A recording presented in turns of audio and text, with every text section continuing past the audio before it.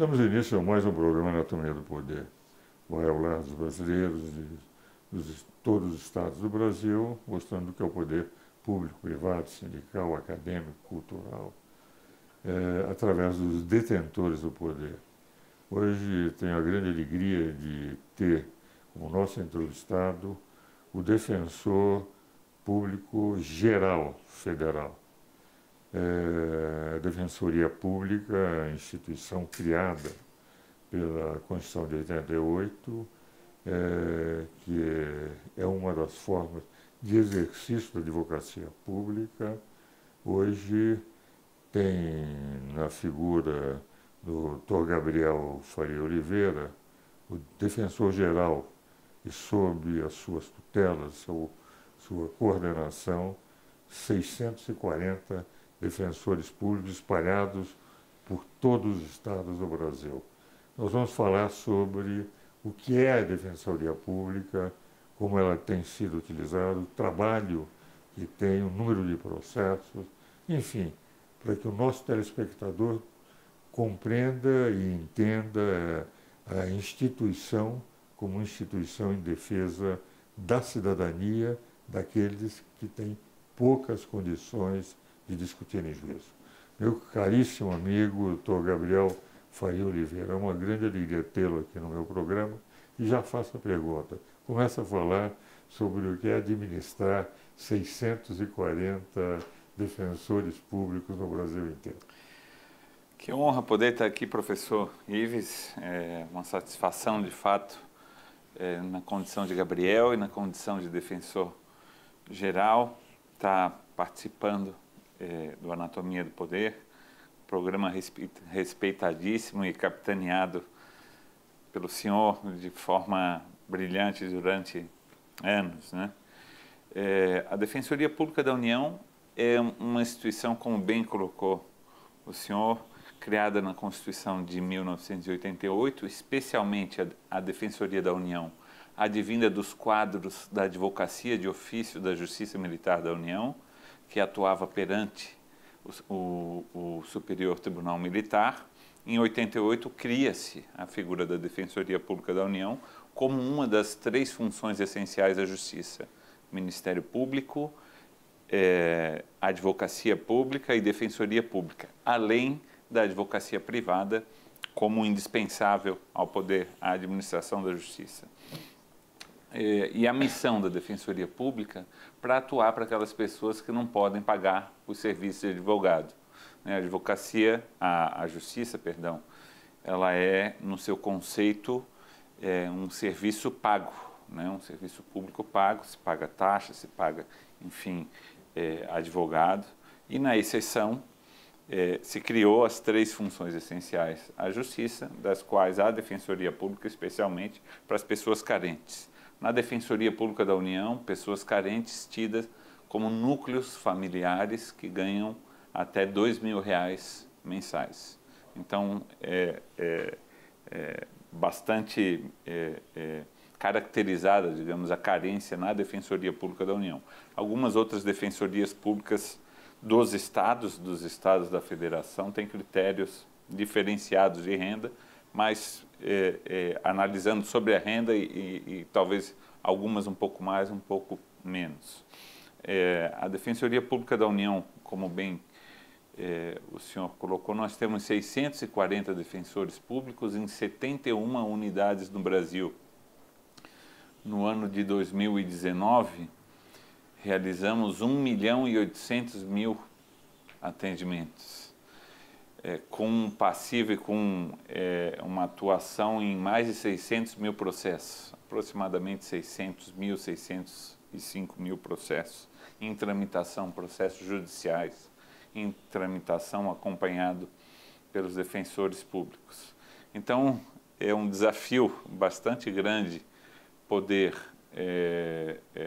tocar uma estrutura, enfim, com 630 defensores, aproximadamente 1.200 servidores, ainda com estagiários, com locação de prédios, com manutenção de prédios, enfim, dá uma estrutura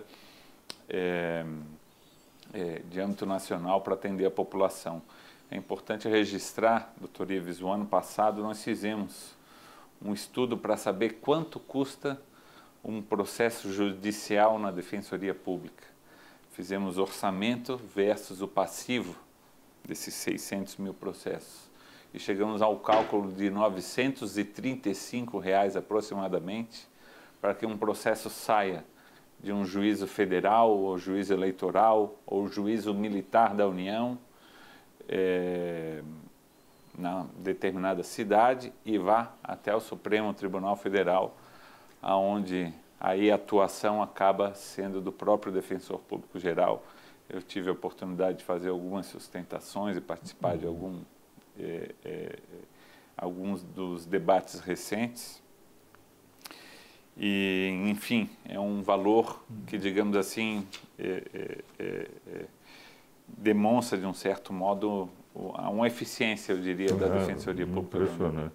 O doutor Gabriel, é impressionante porque, durante os trabalhos constituintes, por ser amigo do deputado Ulisses Guimarães, do senador Bernardo Cabral, eu acompanhei, toda hora estávamos em contato.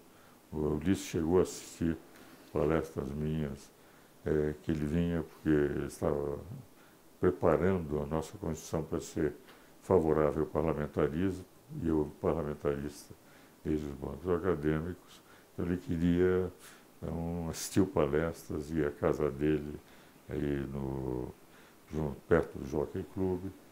E o Bernardo, o colega do tempo que eu era conselheiro, ele foi presidente do Conselho Federal da Ordem.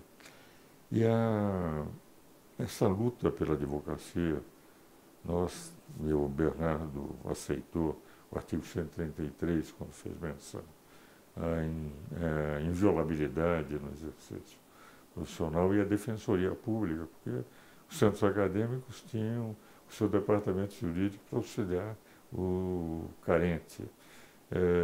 As procuradorias do Estado não exerciam porque delegavam como se fosse uma segunda categoria de procuradores que queriam ter esses processos.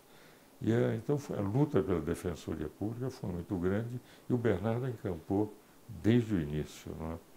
Agora, o que impressiona hoje, de qualquer maneira, é que o Brasil tem 80 milhões de processos judiciais em andamento para uma população de 200 milhões de habitantes. Não é? E, dentro disso, um dos problemas que os senhores enfrentam constantemente é na defesa desses que não têm recursos, que muitas vezes não sabem qual é o seu direito.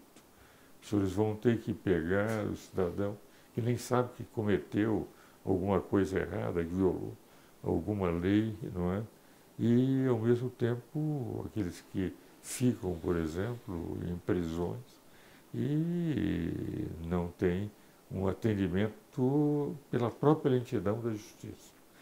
Isso daí, os defensores públicos, os senhores estão em contato com o momento mais doloroso da pessoa que é um carente, que é pobre. Como é que os senhores se sentem vendo, enfim, que outros processos andam mais rapidamente, que aqueles que têm condições são bem-sucedidos, e os senhores têm que enfrentar essa dificuldade, até para obter os elementos necessários para a defesa, em decorrência da pessoa que os senhores vão defender, não saberem como explicar isso aos senhores, exatamente o que aconteceu. Não?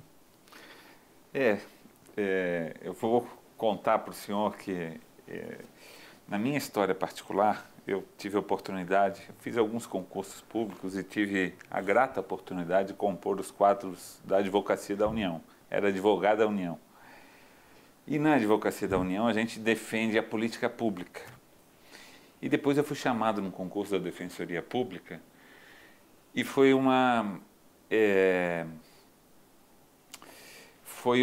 questão não só de afinidade, mas de vocação profissional. Porque justamente na Defensoria Pública você tem uma debilidade em relação ao mundo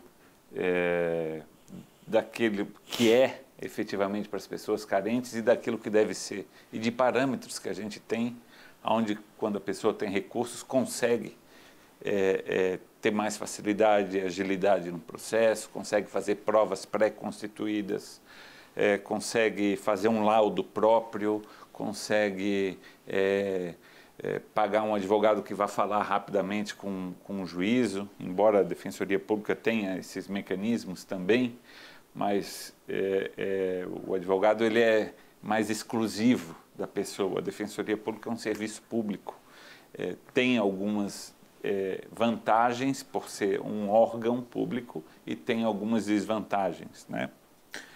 Então, lidar contra o sistema, digamos assim, instigante é uma profissão, e a profissão do defensor público é justamente trabalhar para que o sistema de justiça apresente respostas similares a quem é rico e a quem é pobre.